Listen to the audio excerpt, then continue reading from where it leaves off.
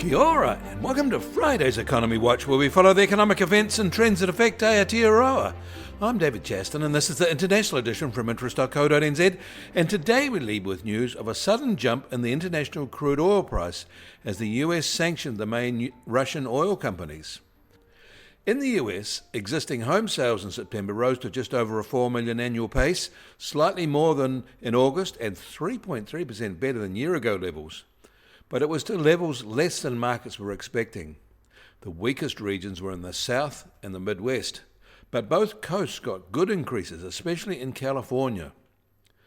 Because the Chicago Fed's National Activity Index collates a range of data that includes from US federal government sources, and those are now shut down, the National Activity Index is not published this month. However, the October Kansas City Fed Factory Survey reported a strong rise in activity. But new export orders fell, and the average work week shrank, which was unexpected. Apparently, some facilities are doing more production with less people. There is a general worry about where new orders will come from there.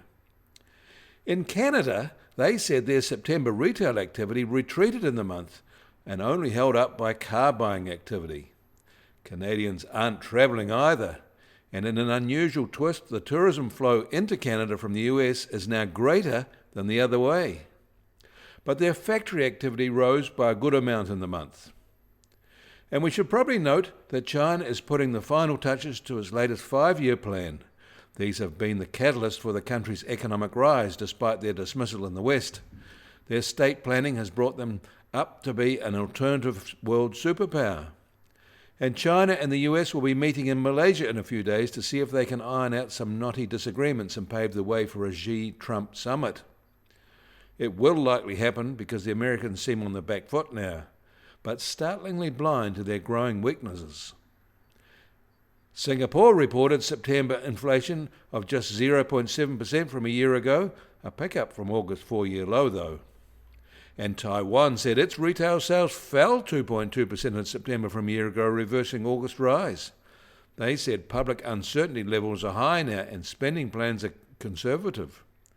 But the same view isn't shared in their factory sector, where industrial production was up 15% from a year ago, consistent with order information we reported yesterday, and which is likely to drive output even higher in coming months. And the EU reported its September Consumer Sentiment Survey results, and this was little changed, remaining quite negative, although a bit less so than in prior months. In fact, it's now at its least negative since February. Container freight rates rose 3% last week, largely on the China to EU trade. Overall, they're now 45% lower than year-ago levels. But bulk cargo rates rose 8.5% over the past week and are now 40% higher than year-ago levels. The US Treasury 10-year yield is now at 3.99% and up 4 basis points from yesterday at this time.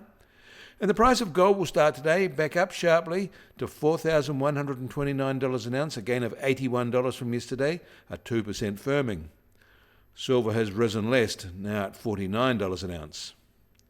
And American oil prices are $3.50 higher at just under $62 a barrel, with the international Brent price now just on $66 a barrel on those sanctions. And the Kiwi dollar is now just on 57.5 US cents, and again little change from yesterday. But against the Aussie, we're down 20 basis points at 88.3 Australian cents. Against the euro, we're also little changed at 49.5 euro cents. That all means our trade-weighted index starts today at just on 62.1 and essentially unchanged. And the Bitcoin price starts at $110,047 and up 1.5% from yesterday. Volatility over the past 24 hours, though, has been modest, just on plus or minus 1.6%. And we should note that Trump has pardoned a major crypto fraudster, as you would expect. You can get more news affecting the economy in New Zealand from interest.co.nz. Kia ora, I'm David Chaston, and we'll do this again on Monday.